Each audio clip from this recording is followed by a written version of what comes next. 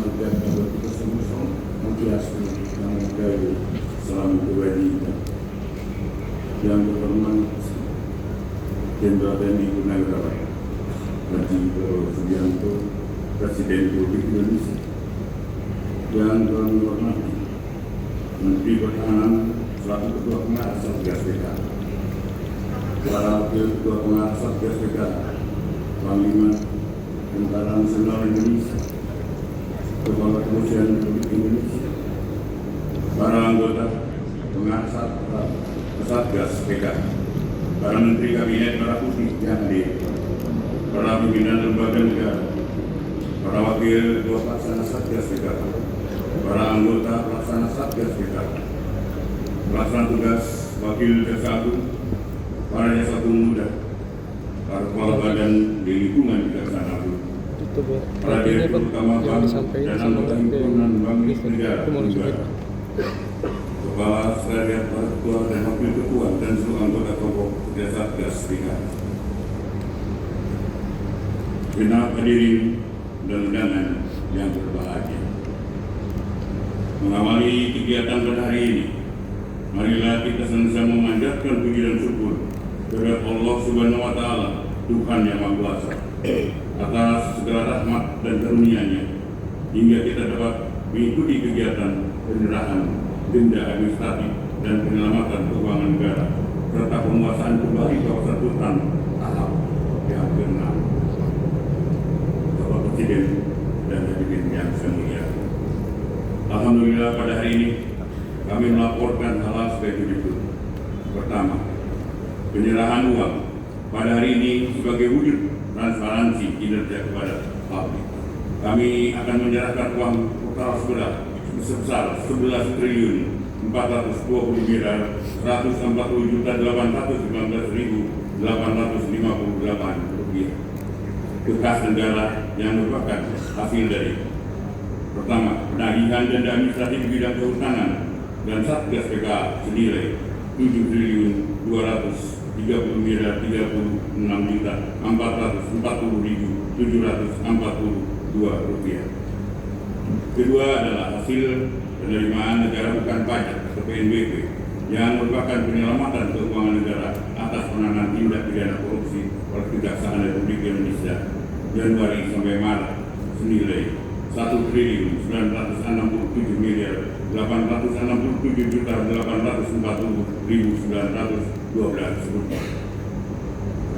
Ketiga adalah penerimaan pajak sejak Januari sampai April sebesar 967 miliar 779.890 rupiah.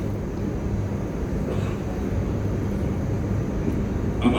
Pendapatan negara melalui penyaluran pajak Agrinas Palma sebesar 180 miliar 574.134.140 rupiah. 5 adalah penerimaan negara bukan pajak PNBP yang berasal dari denda lingkungan hidup sebesar 1 triliun 145 miliar 847.307.471 rupiah. Penguasaan dan penyerahan kawasan hutan. Terkait penguasaan dan penyerahan lahan kawasan hutan dapat dilaporkan pada hari ini kami dari tim Satgas PKK telah berhasil melakukan penguasaan kembali kawasan hutan baik sektor perkebunan, sawit dan sektor pertambangan dengan rincian sebagai berikut. Pada sektor perkebunan sawit, Satgas PKK sejak Februari 2025 hingga hari ini berhasil melakukan penguasaan kembali hutan seluas 5.888.260.007 hektar. Pada sektor pertambangan, Satgas PKK berhasil melakukan penguasaan kembali kawasan hutan seluas 10.257,22 hektar. Dari total penguasaan kembali, Satgas PKK hari ini akan menyerahkan kembali lahan kawasan hutan tahap 6 sebagai berikut. Diserahkan kepada Kementerian Kehutanan lahan kawasan hutan yang berupa kawasan hutan konservasi konservasi seluas 254.780,12 hektar, yang diantaranya meliputi hutan produksi yang dapat dikonsentrasi yang berlokasi di Kabupaten Ketapang, Provinsi Kalimantan Barat seluas 149.198,09 hektar. Taman Hutan Raya Laik Kombi di Subul Salam Aceh seluas 510,03 hektar. Hutan konservasi kelompok hutan Gunung Harimun dan Gunung Salak Bogor seluas 105.072 hektar. Diserahkan kepada kementerian lembaga terkait di Satgas PKH ke Kementerian Keuangan, selanjutnya ke BPI dan Nusantara, kemudian diserahkan ke Agrin Aspal Nusantara dengan total luasan 30.543,40 hektar. Perlu kami sampaikan bahwa Satgas PKH sejak dibentuknya pada bulan Februari 2025 hingga saat ini telah berhasil melakukan penyelamatan keuangan aset negara yang mencapai 300.411.433.235 rupiah 7%. Bapak Presiden dan hadirin yang berbahagia, kalau kita mengingat pidato Bung Karno yang berjudul Indonesia Membuka, beliau mengatakan bahwasannya Indonesia bagi kaum liberalisme adalah suatu surga yang harus seluruh dunia tidak ada lawannya, tidak ada bandingnya kenikmatannya.